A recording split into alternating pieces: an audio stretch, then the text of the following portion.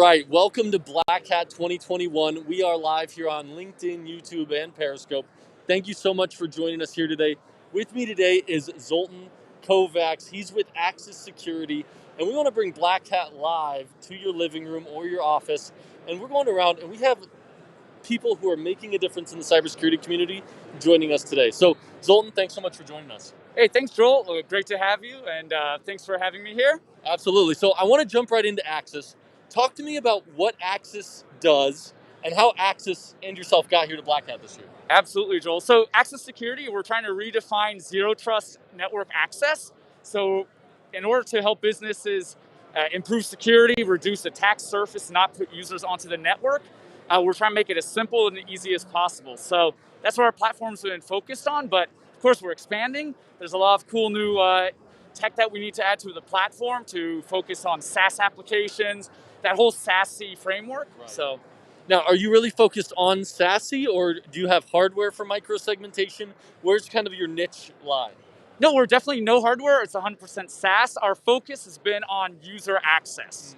So are you talking cloud apps specifically or more native applications? Everything. Okay. Everything. So Yes, you're saying that really from the beginning, so a user logs into their device, as soon as they go to email, as soon as they go to any application on their device, that's where your company really steps in? exactly. And the user shouldn't have to care whether they're at home, they're on the guest Wi-Fi, they're in the office. We want to treat everything as almost like an untrusted network and use their identity and only broker the connectivity to applications that they're authorized to use. Okay. Very cool. Now, is that software, is that cloud-based? I mean, you said it's very much SaaS. Yep. Can I host it on-prem? Is that possible? We have an on-prem component, so of course most companies still have data centers and Right. applications on-prem, but it still connects to our global cloud infrastructure. That's fantastic. Now, that's what you do today. Now, I know a lot of companies, a little hesitant about what's on the horizon, but can you talk to me, besides just, hey, we're doing more SASE, where's Axis Security going in the next few years? Oh, definitely. That's a lot of interesting things I can't talk about, of course, right?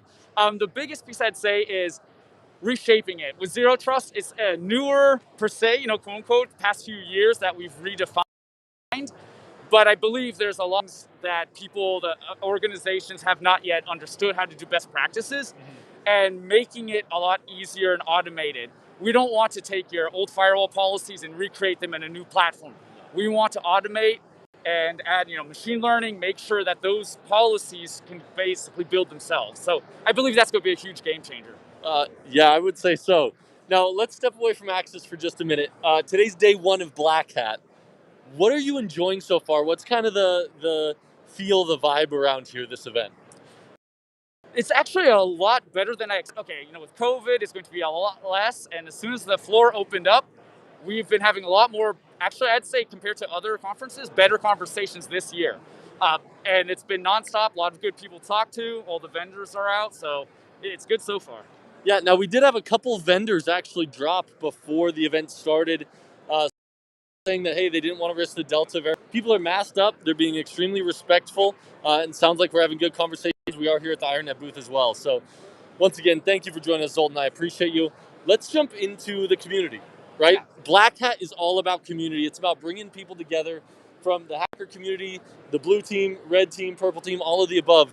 What is Axis Security doing for the collective or for the community?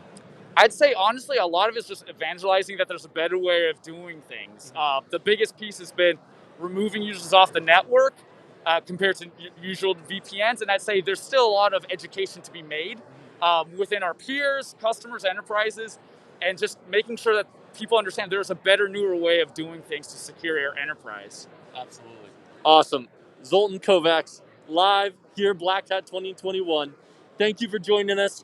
We will be back in just 5 minutes with our next interviewee, Anthony Grenga. He's the VP of Cyber Operations here at IronNet.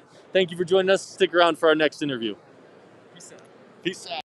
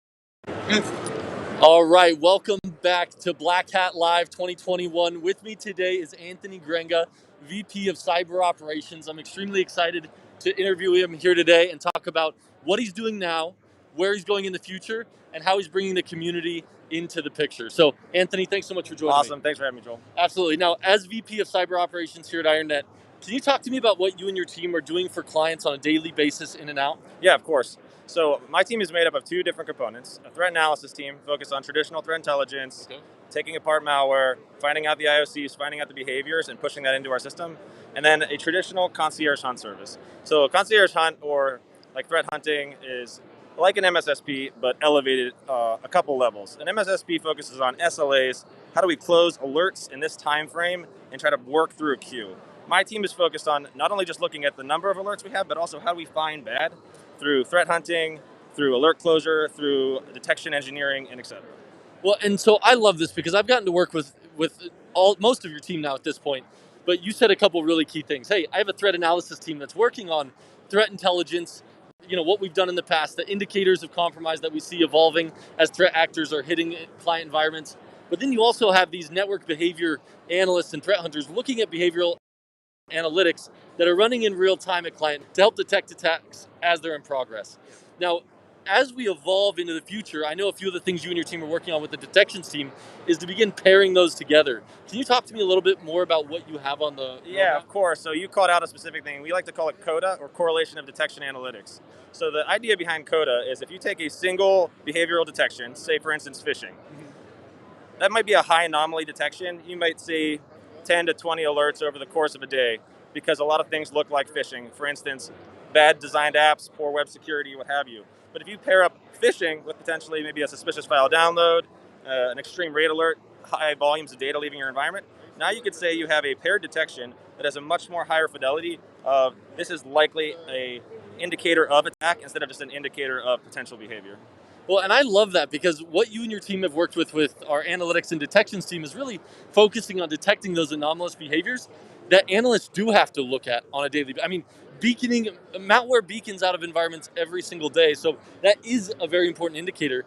But that paired with something else that's much more indicative of a chain of events that are occurring across the landscape that you're defending. Yeah, of course. We're really excited about it. We think it's going to add a layer of higher fidelity, a much smaller queue of things to look at, and a much richer detection overall. I love it. So now let's take a step back real quick.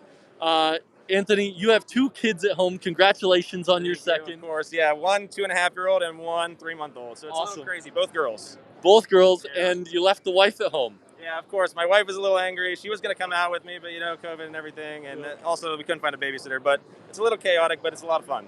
Tons of fun. Now, also, you have a husky. I was hoping you would turn it into a service animal and bring it with you. Yeah. Not this year, huh? Yeah, even if she would qualify as a service animal, which she would not because she's not well behaved. It's a little hot for her. I don't know. I've seen some dogs out here that are sweating pretty heavily.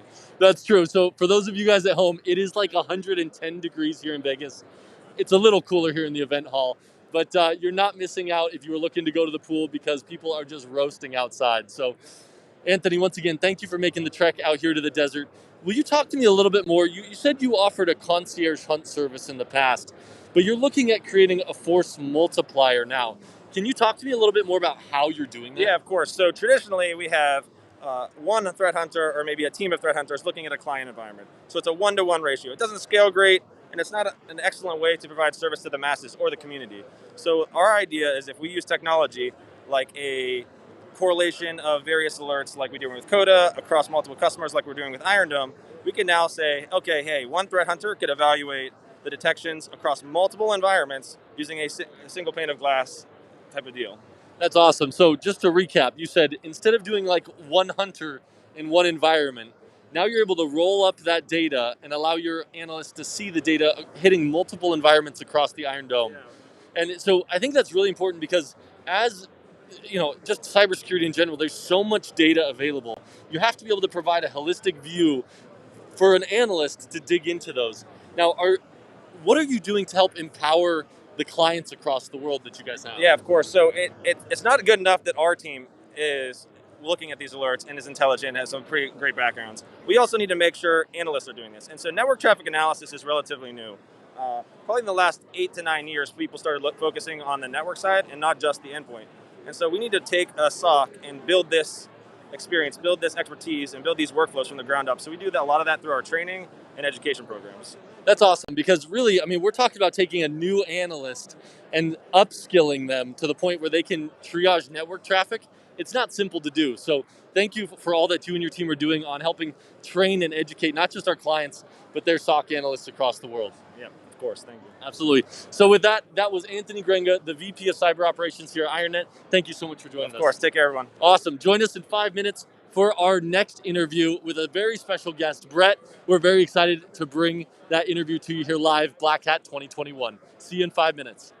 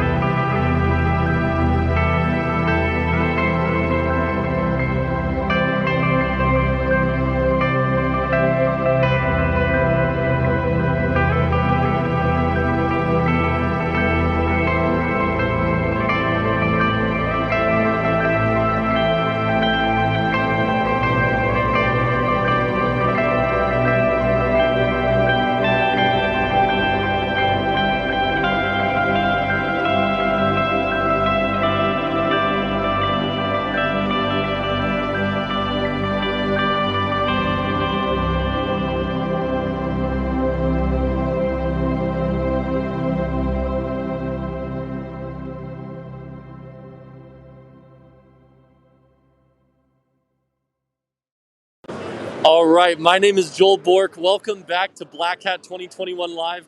Joining me today is a very special guest, Brett Lemarinel. He works over at Lumen Technologies, and they're actually providing ISP capabilities here for all of Blackhat, along with DDoS protection for the event, and they sponsor the NOC, which is helping defend the event. Brett, thanks so much for joining us. Absolutely. Thanks for having me, Joel. Now, the really cool part is, you've worked for your company for 15 years. So you've seen the evolution of your organization. Can you talk about the growth of your company and what you guys provide to the community today? Yeah, so, initially, CenturyLink, Lumen, Level 3, it's a collection of a whole bunch of different companies at this point, but they all kind of started out doing the same thing, providing telecom services, internet services. Over the years, about mid-2010s, security really started becoming a focus for us. That was when I transitioned out of the network team and into the security team. Since then, we've been really focused on securing our network, our customers' networks, and building good products for the community. Well, and that's fantastic because DDoS is no joke and it is very expensive to mitigate. Right now, I know we've seen some issues with the Wi-Fi here today because we have situations such as that. Now, can you talk a little bit more about the DDoS protection that you're providing, not just here, but to your clients? Yeah, so what we do is we provide a DDoS scrubbing mitigation service. So essentially, we're on every continent. We've got 14 scrubbing centers around the globe. Essentially, what we do is we have our customers apply for our product, and once they're a customer of ours, then when we detect the attack, it's routed to our scrubbing centers. We'll scrub that traffic and then return that clean traffic back to them after we drop all the bad malicious traffic. So you're telling me you can continue their service almost uninterrupted through the scrubbing service? That's correct. So we actually offer two flavors of the product. There's an always-on product and there's an on-demand product. The on-demand product comes with auto mitigation, but essentially it's when we detect the attack, then we route you on to the scrubbing, and the always-on is just always routing through the scrubbing center. So essentially the traffic is always going through them. So no matter what happens, it's running through the scrubbing center and being provided. So in case that ever happens, they'll be protected. Exactly. Fantastic. Now, it is really a small world. I actually got to talk to Brett for a little bit before our interview, and my little brother actually works at that same organization. So we got to chit chat a little bit about what you guys are doing with threat intelligence to help defend your clients as well. Do you mind just touching briefly on what you guys are doing in that space? Yeah, so Lumen has one of, if not the largest backbone in the world. What we do is we gather NetFlow data off of the entire backbone, and then we'll take that data and build reputation scores for IP address space, detecting botnets and C2s. We then take that data that we've gathered and we'll rank different IP addresses, take those and put them back into the products. So for example, on DDoS, we inject that threat intelligence right into the product to kind of beef up extra protection for our customers through that. And that makes absolute sense. I mean, when you guys have the visibility, just the fact that you're providing that to your customers is a huge value add, right? And so that's IronNet kind of does that at more of a micro level for each enterprise, whereas you guys are doing it for the entire backbone, which is absolutely amazing. Now, you're over in Colorado. I won't get too specific where, but you mentioned you guys are one of the biggest ISP providers. You're in almost all the continents? Except for Antarctica. So yeah.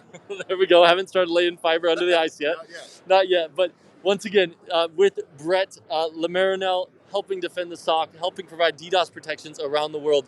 Brett, what is the one thing about this specific event that you've really enjoyed so far? So I think it's probably just the relationships and networking that you get to build within the community. I think that we've spent a lot of time at home away from everyone. It's been nice to kind of get back together, see people face to face again, building those relationships, and seeing friends that you haven't maybe seen in a couple of years. Yeah, absolutely. And I'm telling you guys, having this event, it's all about community. It's all about those connections. And I'm glad to have made a connection here with you today, Brett, as well. Can you talk, just last question, I promise. I know I'm drilling you here pretty hard, but talk to me about community. Talk to me about, we focus on collective defense, which is bringing everybody together to help defend the collective. What are you guys doing for the community to help give back?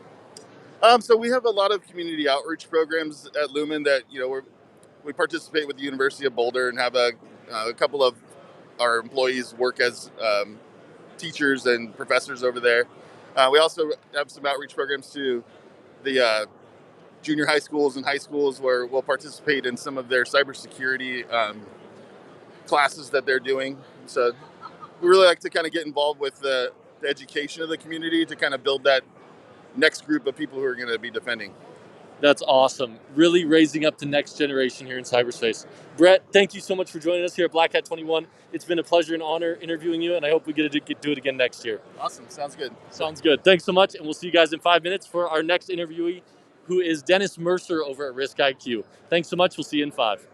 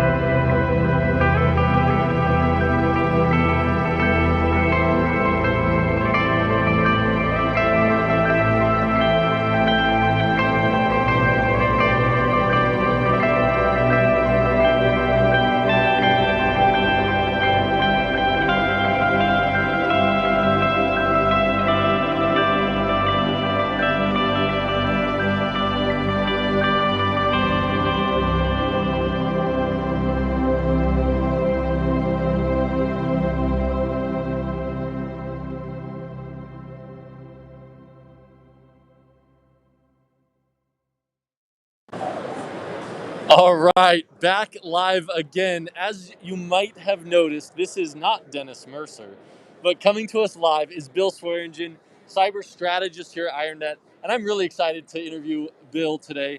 First of all, thanks for joining me. Yeah, Joel, thanks for having me, man. Absolutely. Now we've been able to hang out this morning. If you saw, actually you haven't seen our video from the knock yet. TJ's still working on this, but Bill actually got to set up the knock, put sensors together, IronNet sensors to help monitor the traffic up there, and he got to really interact with the staff here as well. So tell me about your experience. Tell me about how it went setting up for an event like this. Yeah, well, so first and foremost, I didn't set up the knock. It was a lot of partners that came together to put that together. That's true. And so it was tremendous. One of the things that I learned this year is that Blackhat brings the whole network. They don't use any of Mandalay's equipment. They kind of come in, rip everything out, and put in their own, the full stack of everything. We're talking switches and internet and Wi-Fi and then have to protect that entire network. It's been quite and it's a huge enterprise network that stood up in 2 days. Yeah, it's amazing. In 2 days. Yeah. So okay, so you got 2 days to set up this. I mean, you just said you rip and replace everything from Mandalay. That requires Blackhat staff, partner staff, Mandalay staff. Yeah. How was the communication? How was the atmosphere around that? I got to tell you, Blackhat did an amazing job. So we had several planning meetings going back about 2 months of just making sure that everybody knew what they were going to be doing, what our schedule was, who was doing what, where were cables, what kind of cables, just everything like that. It was from a communication standpoint, Blackhat did a tremendous job. And then from the IronNet side, what I really saw was, how our team got engaged. The event planner Christine did an amazing job, just trying to get everybody to make sure that like, hey, is the equipment going to arrive on time, right? Are we going to have people to set it up? Who's going to be in charge if something breaks? It was really cool to watch all of that come together. Yeah. And so I don't know if Christine is watching, but Christine, if you're out there in Twitter sphere or on LinkedIn or on YouTube, thank you, Christine, for all that you did to put this event together. It has been absolutely incredible, and the turnout we've had here at Blackhat 2021, it couldn't have been better. So thank you for all that you've done. Yeah, I was just going to jump in on that, Joel. Leading up to the event, there was a question: how many people were going to be at Blackhat this year? And then, given the news about the Delta variant, there was some expectation that the numbers were going to be pretty low. And just looking around, I don't know if you can see in the background, but there's tons of people here. We're seeing, there is a lot of people here. I've read into a lot of my old friends. It feels like Blackhat this year. I'm really happy about that. Well, okay, so it feels like Blackhat again. I mean, it didn't happen last year, right? That's right, yeah. So, guys, Blackhat is back. Defcon is right after this. There were a few major companies that pulled out, but all in all, people showed up, they masked up, they're being respectful, and this event is going on. So, Bill, talk to me. So far, what has been your favorite part about all this?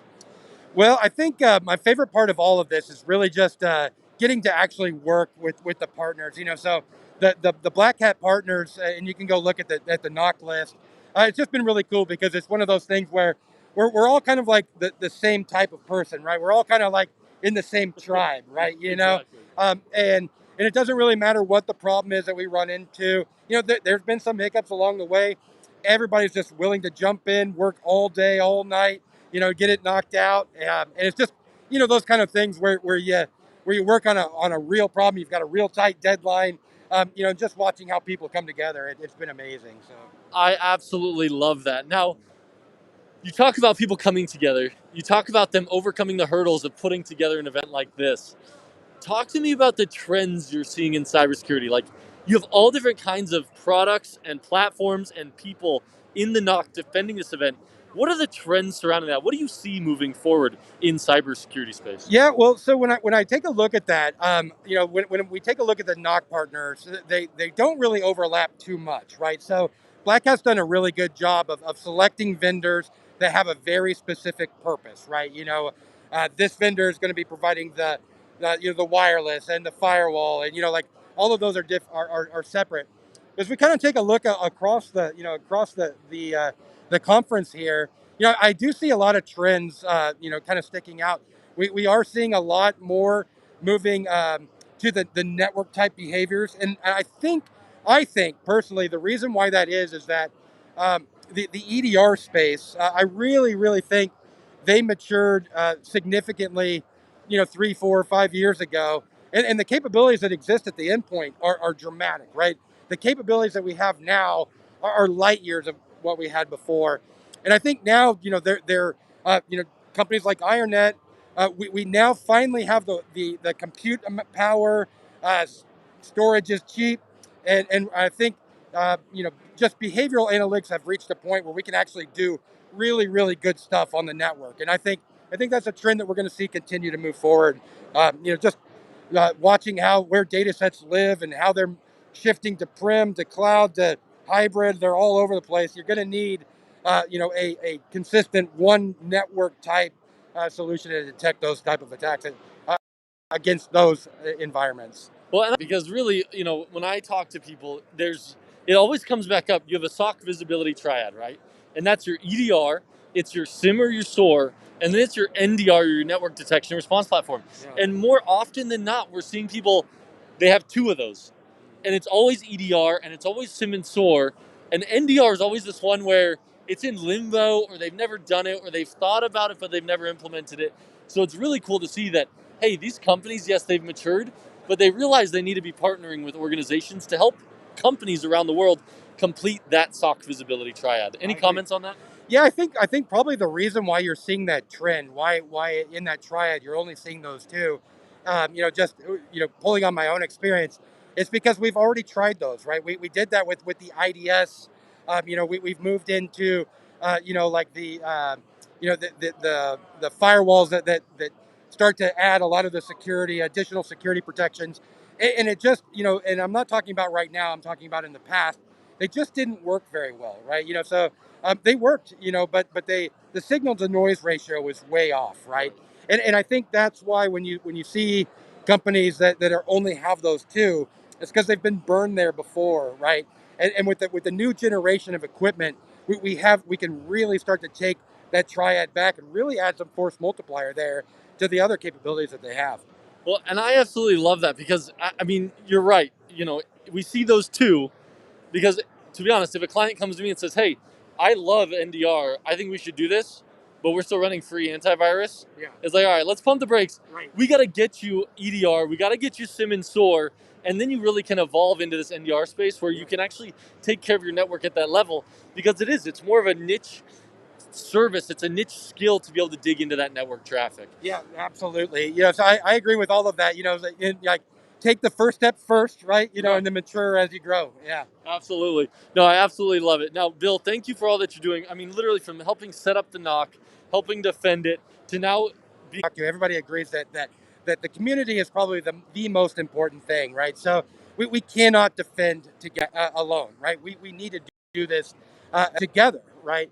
And so, if you take a look at one of the things that brought me to IronNet was I was always looking for a way to how do we share threat intelligence better, right? Where it's not just atomic IOCs, right? It's not just an IP. It's not just a domain, but it's actually the behaviors of the attack, right? So how do we make sure that we're sharing those kind of things?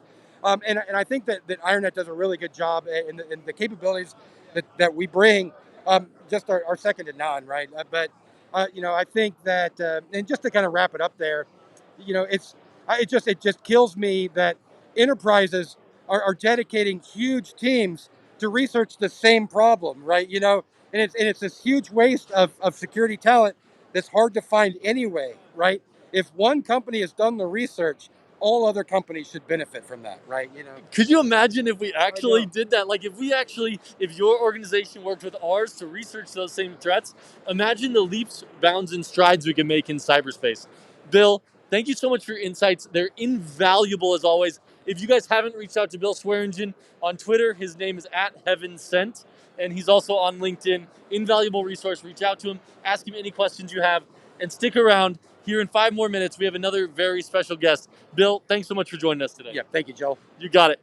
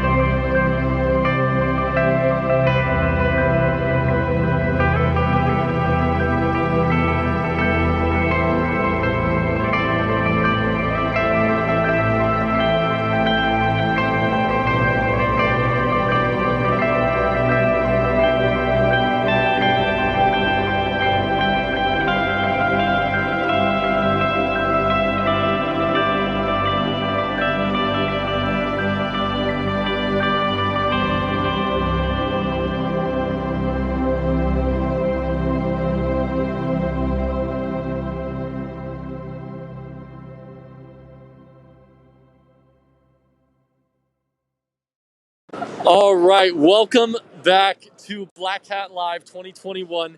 With me is Trent Lowe. I'm very excited to bring him here to you live. He is Defcon Parties. Trent, what are you doing here at Blackhat? Collecting party passes. That's Defcon and Blackhat.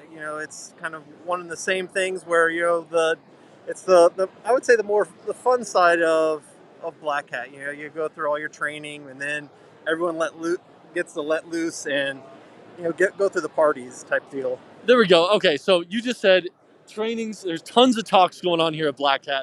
You're collecting party passes. Correct. Can you talk to me more about these DEF CON party passes? Because a lot of people here at Blackhat are staying for DEF CON. Right. Tell me about these party passes.